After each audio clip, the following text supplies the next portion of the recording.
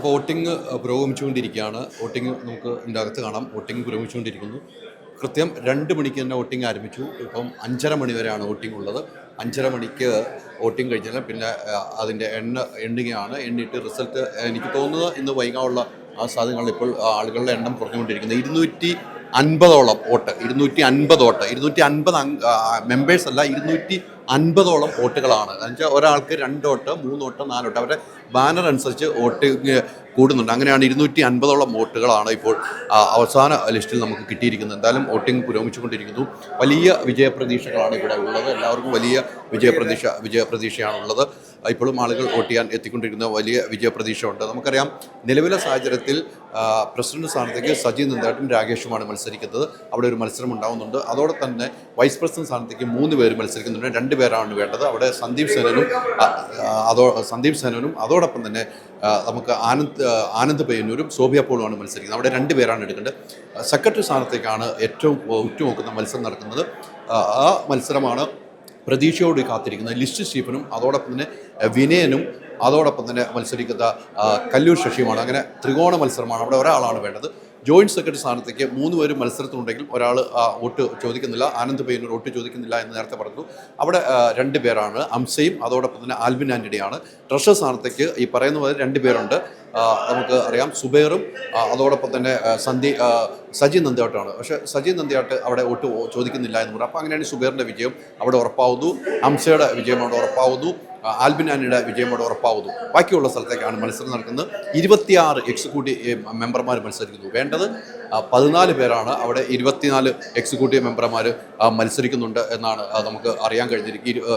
26 പേര്, അതിൽ 14 പേരെയാണ് വേണ്ടതെന്നാണ് അവസാന നിമിഷം കണക്ക് വരുമ്പോൾ വരുന്നത്. 14 പേരാണ് വേണ്ടതെന്ന കാര്യത്തിൽ സംശയമില്ല. എന്തായാലും വലിയ രീതിയിലുള്ള ഇലക്ഷൻ പ്രക്രിയയാണ് നടന്നത്. ഇന്ന് വരെ നിർമ്മാതാക്കൾ സംഘടന ഇങ്ങനെ ഒരു ഇലക്ഷൻ നടന്നിട്ടില്ല എന്ന് വേണം നമുക്ക് മനസ്സിലാക്കാൻ കഴിയുന്നത്. ഇന്ന് വരെ നിർമ്മാതാക്കൾ സംഘടനയിൽ ഇത്തരം ഒരു വാശിയേറിയ ഒരു ഇലക്ഷൻ പ്രക്രിയ നടന്നിട്ടില്ല. രാവിലെ വലിയ ചർച്ച നടത്തുന്നു. ആ ചർച്ച നടക്കുമ്പോൾ വാഗ്വാദങ്ങളെല്ലാം ഉണ്ടായിട്ടുണ്ട്. എനിക്ക് തോന്നുന്നു ലിസ്റ്റിൻ സ്റ്റീഫൻ, രഞ്ജിത്ത് പണിക്കറാണ് ഇപ്പോൾ വോട്ട് ചെയ്യാൻ എത്തിക്കൊണ്ടിരിക്കുന്നത്. രഞ്ജിത്ത് പണിക്കർ ചേട്ടൻ വോട്ട് ചെയ്യാൻ എത്തുന്നു. ദിലീപ് വോട്ട് ചെയ്യാൻ എത്തിയിരുന്നു. മണിയമ്പിള്ള രാജു വോട്ട് ചെയ്യാൻ എത്തിയിരിക്കുന്നു. സിദ്ദിഖ് ലാൽ ഇവിടുത്തെ മെമ്പറാണ്, വോട്ട് ചെയ്യാൻ എത്തിയിരുന്നു. ഗോപാലൻ ചേട്ടൻ വോട്ട് ചെയ്യാൻ എത്തിയിരുന്നു. അങ്ങനെ പ്രമുഖ വ്യക്തികളെല്ലാവരും വോട്ട് ചെയ്യാൻ എത്തുന്നു. ആൻ്റണി പെരുമ്പാവൂർ വോട്ട് ചെയ്യാൻ എത്തിയിരുന്നു. അങ്ങനെ പ്രമുഖ ആളുകളെല്ലാം വോട്ട് ചെയ്ത് മടങ്ങിയിരിക്കുന്നു. എന്തായാലും 6 മണിയോട് എണ്ണൽ ആരംഭിച്ചു കഴിഞ്ഞാൽ ഇന്ന് നീണ്ടുപോകാനുള്ള സാധ്യത നമ്മൾ തള്ളിക്കളയുന്നില്ല.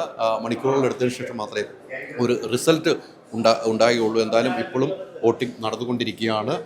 എല്ലാ മേഖലയിലുമുള്ള ആളുകൾ വോട്ട് ചെയ്യാൻ എത്തിയത്, പല സ്ഥലങ്ങളിൽ നിന്നുള്ള ആളുകളും വോട്ട് ചെയ്യാൻ എത്തി. എന്തായാലും വാശിയേറിയ ഒരു മത്സരം തന്നെയാണ് ഇവിടെ നടന്നുകൊണ്ടിരിക്കുന്നത് കാര്യത്തിൽ യാതൊരു സംശയമില്ല. വോട്ടിങ്ങിൻ്റെ രീതിയും ആ രീതിക്കാണ് നടക്കുന്നത്. നേരത്തെ പറഞ്ഞാൽ 1-ൽ കൂടുതൽ ബാനറുള്ളവർക്ക് 2 വോട്ടുള്ളവരുണ്ട്. ഒരു വ്യക്തിക്ക് 2 വോട്ട്, ചില വ്യക്തിക്ക് 3 വോട്ട്, ചില വ്യക്തിക്ക് 4ഉം 5ഉം വോട്ടുള്ളവർക്ക് അവർക്ക് അത്രയും വോട്ടുകൾ ചെയ്യാം. അങ്ങനെയാണ് ഈ വോട്ടിൻ്റെ രീതി. ആ രീതിയെ വെച്ചാണ് ഞാൻ പറഞ്ഞത് 250ഓളം വോട്ടുകൾ ആണ് ഇപ്പോൾ ഇവിടെ പോൾ ചെയ്യപ്പെട്ട് അതായിരിക്കും അന്തിമ പട്ടികയിലും വരിക എന്ന കാര്യത്തിൽ സംശയമില്ല. എന്തായാലും നമുക്ക് കാത്തിരുന്ന് കാണാം ഈ റിസൾട്ട്. ഏത് ഭരണസമിതി വന്നാലും അത് ഏത് രീതിക്ക് മുന്നോട്ട് പോകുന്നു കാത്തിരുന്ന് കാണാം. ഏറ്റവും പ്രധാനപ്പെട്ട കാര്യം, എക്സിക്യൂട്ടീവ് സ്ഥാനത്തേക്ക് സാന്ദ്ര തോമസ് മത്സരിക്കുന്നുണ്ട്. സാന്ദ്രയുടെ മത്സരമാണ് ഉറ്റുനോക്കുന്നത്. കാരണം സാന്ദ്ര ഒരു ഒറ്റയാൾ പോരാട്ടമായിരുന്നു.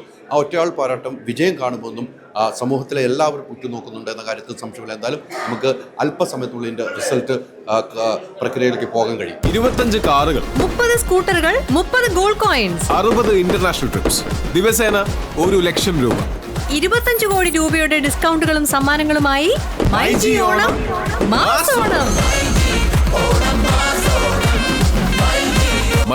MyG future, experience the next. പൂവ് പോലൊരു പുട്ടുണ്ടേ അജ്മിയുടെ പുട്ടും. വിളമ്പാം നല്ല വിശേഷം. അജ്മി സ്റ്റീം മെയ്ഡ് പുട്ടുപൊടി.